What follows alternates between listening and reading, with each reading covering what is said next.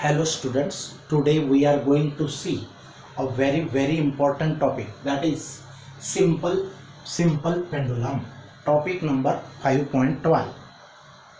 Here there are so many types of pendulums, but in this chapter we have to study simple pendulum. But for knowledge point of view, we should know these three types of pendulum. Ideal, simple pendulum. Ideal म्हणजे कल्पनेतला, idea नुसता practically तो exist नाही. कल्पनेतला म्हणजे मनातल्या मनात की असा असावा. आता बघा, आयडियल सिंपल पेंडुलम किंवा आदर्श सिंपल पेंडुलम म्हणजे कोणता pendulum? An ideal simple pendulum is a heavy particle suspended by a massless, inextensible, flexible string from a rigid support. Ideal simple pendulum म्हणजे is a काय असतो? हेवी पार्टिकल, वजनदार असं particle असतं.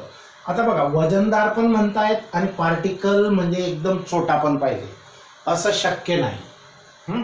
Particle म्हणजे एकदम बारीक कण आणि खूपच वजनदार पाहिजे पण असं शक्य नाही, आणि म्हणून याला आयडियल असं नाव दिलेलं आहे, कल्पनेतला, मनातल्या मनात. Okay. An ideal simple pendulum is a heavy particle suspended by, suspended करणे म्हणजे टांगून ठेवणे, असा हा पेंडुलम आहे किंवा पार्टिकल आहे हा. बाय अ मासलेस, मासलेस म्हणजे ज्याला मासच नाही, कोणाला? आणि इनएक्सटेन्सिबल म्हणजे जी अशी लांब नाही होणार रबरासारखी, आणि फ्लेक्झिबल म्हणजे अतिशय बारीक केसासारखा धागा. स्ट्रिंग म्हणजे धागा किंवा दोऱ्याने ते तो हेवी पॉइंट मास टांगलेला असेल, suspended from a rigid support, असा भक्कम सपोर्ट असेल वरती आणि त्याला तो टांगलेला असेल. समजलं की नाही? बघा, अन आयडियल सिंपल पेंडुलम, एक आदर्श किंवा कल्पनेतला, सिंपल म्हणजे साधा दोलक, हा काय असतो? इज अ, हा असतो हेवी पार्टिकल, वजनदार, हा हेवी पार्टिकल म्हणजे कण असतो. सस्पेंडेड म्हणजे टांगून ठेवलेला, बाय अ मासलेस, इनएक्सटेन्सिबल आणि फ्लेक्झिबल स्ट्रिंग. स्ट्रिंग कशी असावी? स्ट्रिंग कशी असावी? मासलेस म्हणजे तिला बिलकुलच मास नको, असं तर शक्य नाही. स्ट्रिंग अर्धा ग्रॅम, पाव ग्रॅम काहीतरी मास असतेच, आणि ते आयडिया मधलं आहे. इनएक्सटेन्सिबल म्हणजे अशी तिची लेंथ कमी जास्त व्हायला नको. फ्लेक्झिबल म्हणजे अगदी बारीक केसासारखा स्ट्रिंग असावा. स्ट्रिंग फ्रॉम रिजिड सपोर्ट, या रिजिड सपोर्ट पासून टांगलेली असते. समजलं? मग डेफिनेशन, ही डेफिनेशन इम्पॉर्टंट आहे. An ideal simple pendulum is a heavy particle suspended by means of a massless, inextensible, flexible string from a rigid support. This one is the rigid support. Practical simple pendulum म्हणजे असा pendulum अस्तित्वात नाही, does not exist, only idea. मग practically आपण कोणाला simple pendulum करावे आणि practical करावं? तर प्रॅक्टिकली सिंपल पेंडुलम काय असतो बघा. Practical simple pendulum is a small heavy sphere. Small heavy म्हणजे वजनदार, स्फिअर म्हणजे गोल. स्मॉल हेवी स्फिअर म्हणजे छर्रा, थोडक्यात इन शॉर्ट छर्रे म्हणतो आपण, छर्ऱ्यासारखा तो असावा. त्याला बॉब म्हणतात. या छर्ऱ्याला काय म्हणायचं? बॉब. समजलं की नाही? A practical simple pendulum is a small heavy sphere or bob. या स्फिअरला किंवा बॉब म्हणतात. सस्पेंडेड बाय म्हणजे टांगून ठेवलेला आहे. बाय म्हणजे कशाने? दोरीने, स्ट्रिंगने. बाय अ लाईट, लाईट म्हणजे थोडीफार हलकी, थोडीफार म्हणजे खूपच हलकी, जितकी पॉसिबल घेता येईल. अँड इनएक्सटेन्सिबल स्ट्रिंग, इनएक्सटेन्सिबल म्हणजे लेंथ तिची कमी जास्त व्हायला नको, रबरासारखी. फ्रॉम ए रिजिड सपोर्ट, या भक्कम सपोर्ट पासून टांगलेला असतो. समजलं? मग प्रॅक्टिकल सिंपल पेंडुलम म्हणजे a practical simple pendulum is a small heavy sphere suspended by light and inextensible string from a rigid support. ह्या रिजिड सपोर्ट पासून असा थोडा हेवी स्फिअर की ज्याला बॉब म्हणायचं, बॉब, तो लाईट आणि इनएक्सटेन्सिबल दोऱ्याने धाग्याने टांगलेला असतो फ्रॉम ए रिजिड सपोर्ट पासून. आता लेंथ ऑफ सिंपल पेंडुलम कोणाला म्हणावे तर बघा, हा पेंडुलम बॉब आहे, याच्या सेंटर पासून तर पॉइंट ऑफ सस्पेन्शन म्हणजे टांगून ठेवल्याच्या पॉइंट पासून जी लेंथ असते त्याला लेंथ ऑफ सिंपल पेंडुलम असे म्हणावे. नाहीतर फक्त दोरी किंवा धाग्याच्या लांबीला लेंथ ऑफ सिंपल पेंडुलम म्हणत नाही. ह्या दोऱ्याची लांबी स्ट्रिंगची लेंथ इथपर्यंत plus radius of the Bob that is the total length or length of simple pendulum. तर बघा, द डिस्टन्स बिटवीन कोणामधील डिस्टन्स ला लेंथ ऑफ सिंपल पेंडुलम म्हणावे between the point of suspension म्हणजे इथं जिथं टांगून ठेवलाय त्या पॉइंट पासून and the centre of gravity of the bob. या बॉबची सेंटर ऑफ ग्रॅव्हिटी हे points centre of gravity of the Bob is called as the length of the simple pendulum. समजलं मग, length of simple pendulum is the distance between the point of suspension and the center of gravity of the bob is called as the length of the simple pendulum. आता बघा, पुढचं derivation अतिशय important आहे. या definition एक मार्काला येऊ शकतात. हे व्हेरी इम्पॉर्टंट आहे आणि सिंपल पण आहे. तर बघा, deduce the expression for period of simple pendulum. deduce means obtain. Expression म्हणजे फॉर्म्युला मिळवा. कशासाठी? For period of simple pendulum. Simple पेंडुलमच्या पिरियड फाइंड आउट करण्यासाठीचा फॉर्म्युला मिळवा. हेन्स स्टेट आणि त्याच्यावरून the factors. State the factors. State म्हणजे काय सांगा.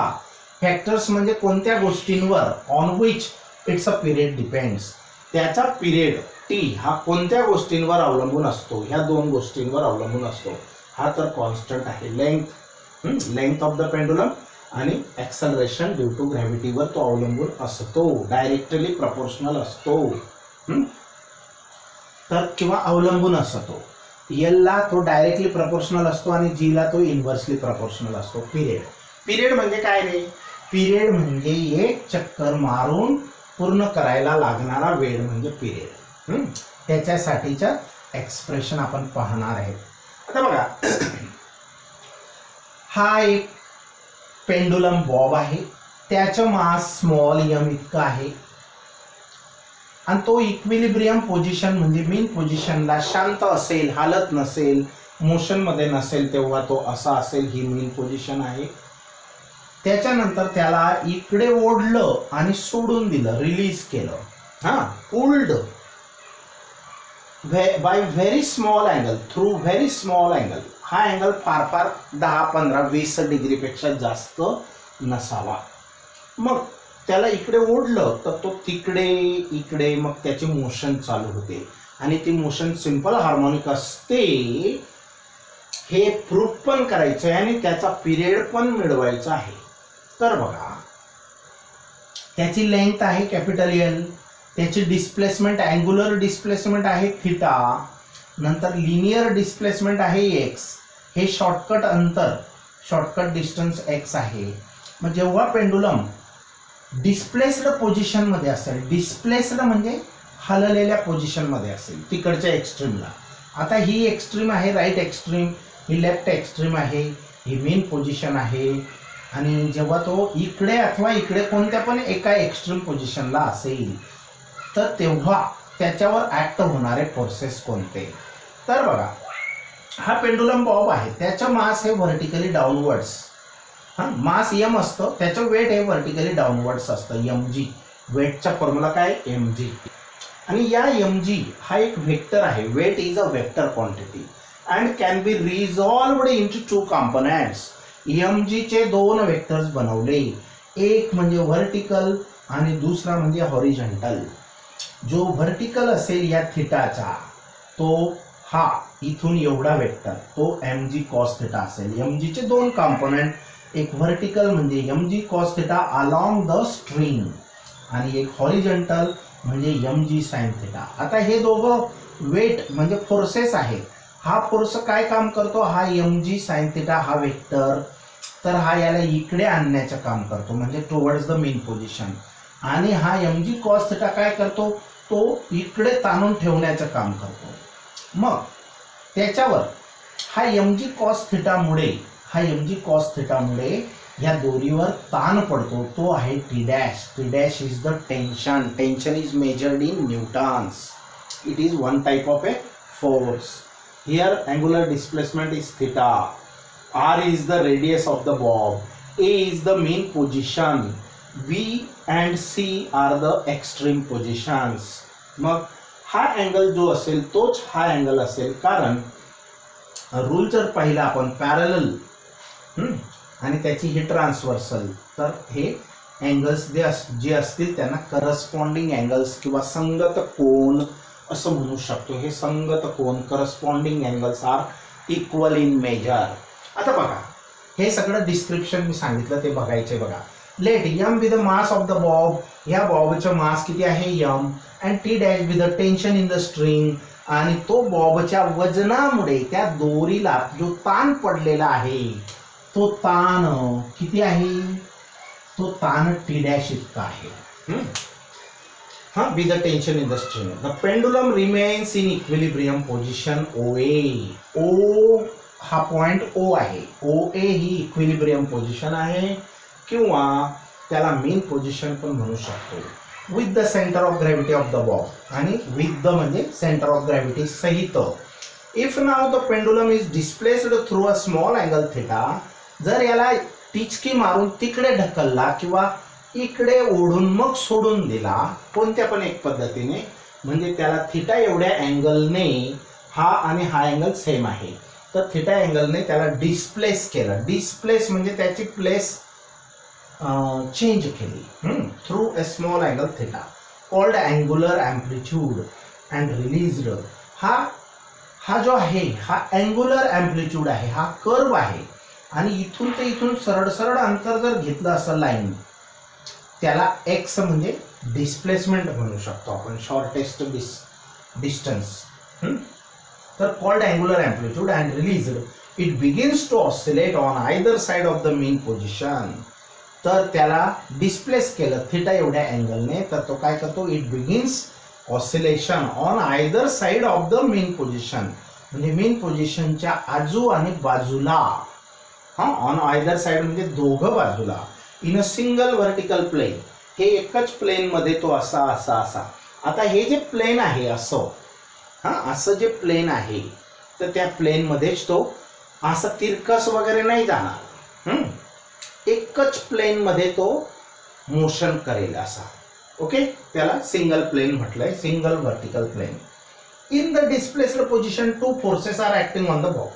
जेव्हा तो इक्विलिब्रियमला असेल त्याच्यावर फोर्सेस ऍक्ट होत आहेत, पण डिस्प्लेस्ड पोझिशनला जेव्हा असेल तेव्हा त्याच्यावरचे जे फोर्सेस ऍक्ट होत आहेत, तर ते बघूया कोणते कोणते. पहिला force T dash. T dash म्हणजे tension, due to tension in the string. त्याच्यावर फोर्स ऍक्ट होतोय, तो त्याचा वेट हा खाली ओढतोय, आणि ही स्ट्रिंग म्हणजे दोरी धागा त्याला वरती ओढते, म्हणजे दोरीमध्ये ताण निर्माण झालेला आहे, टेन्शन. तर force T dash due to tension in the string directed along the string.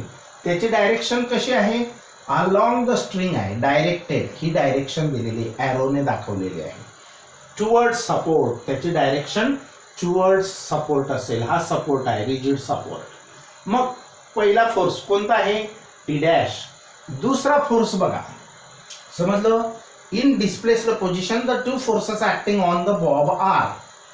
तो डिस्प्लेस्ड पोझिशन मध्ये असेल म्हणजे एक्स्ट्रीमला असेल, त्यावेळेला दोन फोर्सेस त्याच्यावर ऍक्ट होत असतात. ते कोणते, पहिला T dash along the string and towards the support. Force T dash due to tension in the string directed along, directed म्हणजे त्या दिशेला, in the string towards the support, support कडे त्याची डायरेक्शन. दुसरा फोर्स कोणता आहे, वेट mg.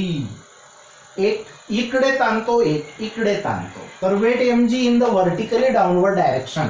हा तिरकस नाही, वेट हे व्हर्टिकली म्हणजे उबट खालच्या दिशेने त्या दोरीला ताणतंय, स्ट्रिंगला ताणत आहे.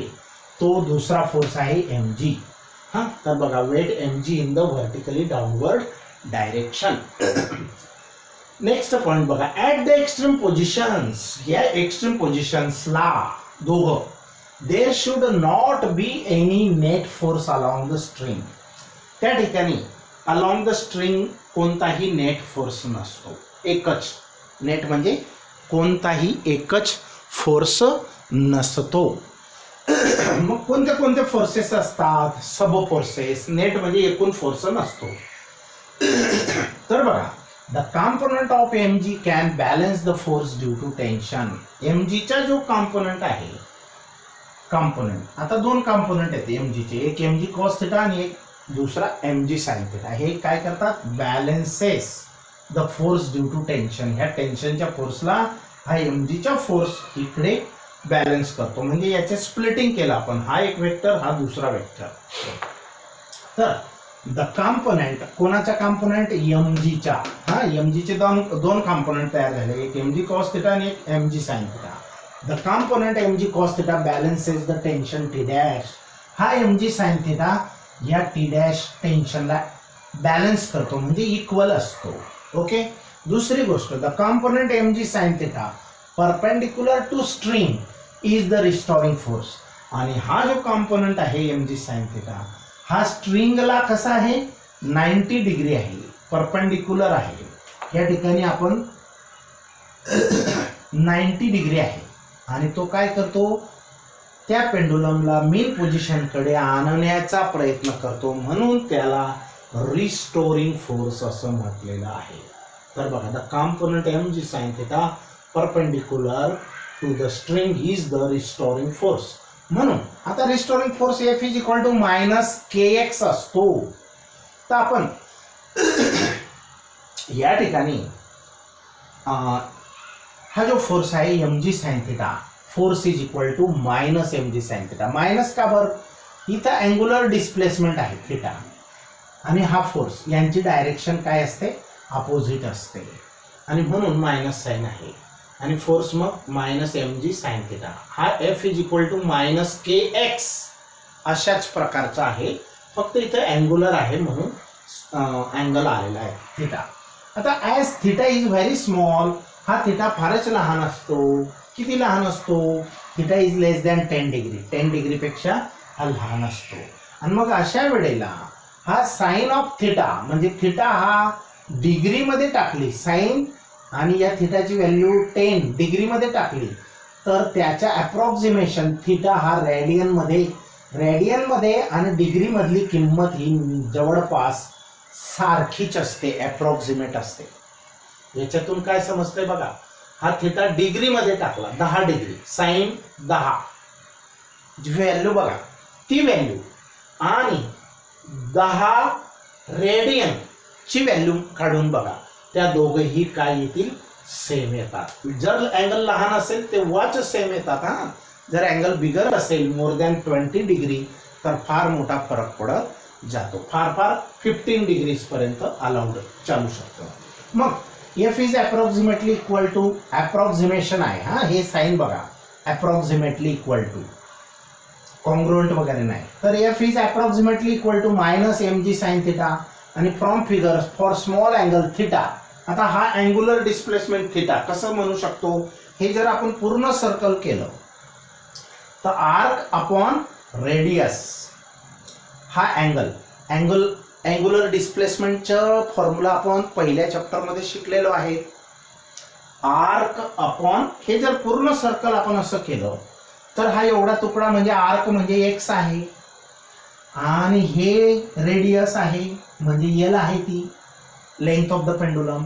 तर theta is equal to x upon L, arc upon radius. हा फॉर्म्युला वापरला आहे आपण इथं. हा, angular displacement is equal to arc upon radius, लक्षात ठेवा. हा, डायरेक्ट कसा आला? Arc upon radius, arc upon radius. हा, लक्षात ठेवा. आता थिटाची व्हॅल्यू x अपॉन L टाकून द्या हा या फॉर्म्युल्यामध्ये. मग F is equal to -mg जसाच्या तसा साइन थिटाची व्हॅल्यू काय टाकली आपण? थिटा. हा, सेम, आणि थिटाची व्हॅल्यू x अपॉन L, म्हणून हे इक्वेशन असं आलं. इक्वेशन नंबर 1 समजलं की नाही? हे बघा, -mg जसाच्या तसा साइन थिटाची व्हॅल्यू काय टाकायची? थिटा. पण थिटाची व्हॅल्यू तर आर्क अपॉन रेडियस नुसार x अपॉन L येते, मग ती टाकली थिटाची व्हॅल्यू. बरं, मग इथं एम जी एल हे फिक्स आहे, कॉन्स्टंट आहे, ते बदलत नाही. प्रॅक्टिकल करत असताना मास ऑफ पेंडुलम कमी जास्त होत नाही, ग्रॅव्हिटी अर्थची कमी जास्त होत नाही, ही लेंथ इनएक्सटेन्सिबल स्ट्रिंग वापरल्यामुळे कमी जास्त होत नाही, म्हणजे ते फिक्स्ड आहेत, कॉन्स्टंट आहेत. आणि म्हणून जर हे तिघं कॉन्स्टंट असतील तर आपण म्हणू शकतो की F is directly proportional to displacement and both are opposite in direction. आणि असं जर आलं तर आपण ती मोशन जी कोणी करत असेल तिला आपण सिंपल हार्मोनिक म्हणू शकतो. कारण सिंपल हार्मोनिकचे डेफिनेशन काय आहे? Force and displacement are, force is directly proportional to displacement and both are opposite in direction. हे आपण शिकलेलो आहे सुरुवातीलाच. आणि म्हणून 10 पण स्मॉल डिस्प्लेसमेंट असेल तरच हे शक्य आहे. हा, हे पण लक्षात ठेवा. कंडिशन काय आहे? अँगल हा थिटा लहान 10 डिग्रीपेक्षा लहान असावा. तर बघा, 10 for small displacements the restoring force is directly proportional. हा रिस्टोरिंग फोर्स आहे, is directly proportional to the displacement and is oppositely directed. आणि ती डिस्प्लेसमेंट आणि फोर्स हे ऑपोजिटली डायरेक्टेड असतात. ओके, हा एक कॅपिटल घ्या, तो स्मॉल झालेला आहे. हा, both are opposite in direction for small displacements only. हा, लक्षात ठेवा. डिस्प्लेसमेंट जर लहान असेल तर रिस्टोरिंग फोर्स हा डायरेक्टली प्रोपोर्शनल टू डिस्प्लेसमेंट असतो आणि दोघांची डायरेक्शन ऑपोजिट असते किंवा oppositely directed. Hence pendulum bob performs linear SHM for small amplitudes. आणि याच्यावरून असं सांगू शकतो की पेंडुलम बॉब हा लिनियर एसएचएम परफॉर्म करतो फॉर स्मॉल अँप्लिट्यूड. पण अँप्लिट्यूड म्हणजे हे अंतर किंवा हे अंतरला अँप्लिट्यूड म्हणतो. हे कसं असावं? स्मॉल असावं, फॉर स्मॉल अँप्लिट्यूड. आता पुढची फॅक्ट आहे, the period T of oscillation of pendulum is given by. Period टीचा formula T is equal to 2 pi by omega. आणि मग हा 2 पाय आणि अपॉन ओमेगा. आता ओमेगाची व्हॅल्यू काय असते? ॲक्सलरेशन पर युनिट डिस्प्लेसमेंट असते. हे आपण याच चॅप्टरमध्ये खूप आधी पिरियड ऑफ एसएचएम मध्ये पाहिलेलं आहे. हा फॉर्म्युला बनवलेला आहे, तेव्हा सांगितलंय. Very important formula. त्याचे 3-4 फॉर्म्स आहेत, त्याच्यापैकी हा फॉर्म आपण वापरतोय, पिरियडचे फॉर्म्युले. मग ओमेगाची व्हॅल्यू तर ॲक्सलरेशन पर युनिट डिस्प्लेसमेंट असते. बरं, हा पिरियडचा फॉर्म्युला आहे. Equation number 2. मग आता बघा, equation number 1 by equation 1. Equation 1 काय आहे? F is equal to minus m g x upon L. मग एफ ची व्हॅल्यू तर मास इंटू ॲक्सलरेशन पण असते बाय न्यूटन सेकंड लॉ. मग एफ ची व्हॅल्यू आपण एम ए टाकली आणि हा minus m g x upon L जसाच्या तसा लिहिला. याच्यात एम एम कॅन्सल. मग राहिलं काय? A is equal to minus g x upon l. पैकी हा एक्स ए ला डिवाइड करा. एक्स इज इक्वल टू काय राहिलं? X is equal to sorry इथं एक्स नाही, a is equal to minus g x upon l राहिलं शिल्लक. मग या ए ला एक्स ने डिवाइड केलं तर शिल्लक काय राहील? एक्स इकडे आला, डिवाइड झाला एच्या खाली, तर मायनस जी अपॉन एल आला. मग याला ॲक्सलरेशन अपॉन डिस्प्लेसमेंट म्हणजे ॲक्सलरेशन पर मीन्स अपॉन डिस्प्लेसमेंट. हे काय आली value? Minus g upon L आली. हे जे सेंटेन्स लिहिलेलं आहे ॲक्सलरेशन पर युनिट डिस्प्लेसमेंट. मग हा ॲक्सलरेशन पर म्हणजे upon displacement unit displacement is equal to minus g upon L. आता आपल्याला जर डायरेक्शनचा विचार करायचाच नसेल तर मायनस साईन घेऊ नका किंवा त्याचं मॅग्निट्यूड घ्या, मॉड्युलस घ्या. मग याचा मॉड्युलस काय येईल? जी अपॉन एल इन मॅग्निट्यूड. मॅग्निट्यूडमध्ये याची व्हॅल्यू फक्त मायनस साईन घ्यायचं नाही, डायरेक्शनचा विचार नाही करायचा. G upon L. मग ए अपॉन एक्स म्हणजेच acceleration per unit displacement is equal to g upon L. मग ह्या ठिकाणी जी अपॉन एल फुटअप करा. जी अपॉन एल तो अंडर रूटचा जी अपॉन एल त्याला वरती आणायचं असेल तर तो काय होईल? रेसिप्रोकल होईल. हा, या ठिकाणी ही जी अपॉन एल व्हॅल्यू टाकली. हे बघा, T is equal to 2 pi upon 2 pi upon he value काय टाकणार? जी अपॉन एल. पण याला वरती आणायचं आहे तर हा 2π वरच्या वरतीच असेल न्यूमरेटरला